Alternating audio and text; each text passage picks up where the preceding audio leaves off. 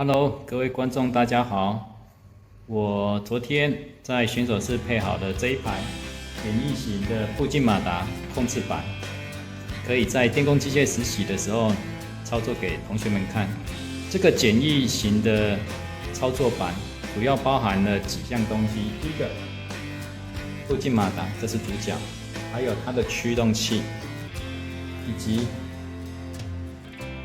讯号源。还有电源开关方向的切换开关等等，待会操作给各位观众看。首先把断路器的开关搬上去，电源供应器有电了。接下来驱动器的 Enable 智能的开关是由这个 CS1 切换开关控制，把它搬到 On 的地方，电源指示灯会亮。正反转的选择部分是用 CS2 切换开关来控制，可以正转，切过来就是反转。那我现在先把它切到正转的地方。提供驱动器脉波讯号的讯号源是由这两个按钮开关来控制。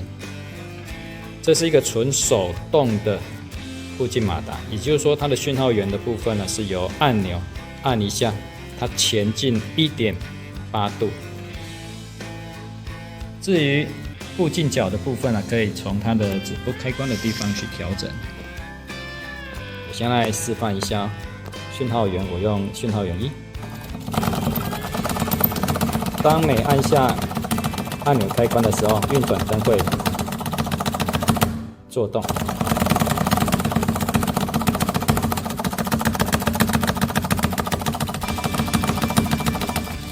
也可以使用讯号源2。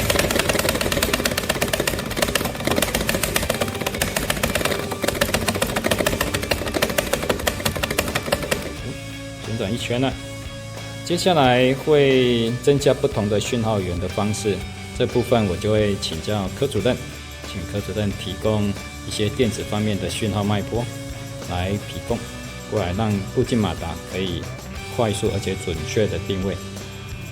以上是步进马达简易版的操作。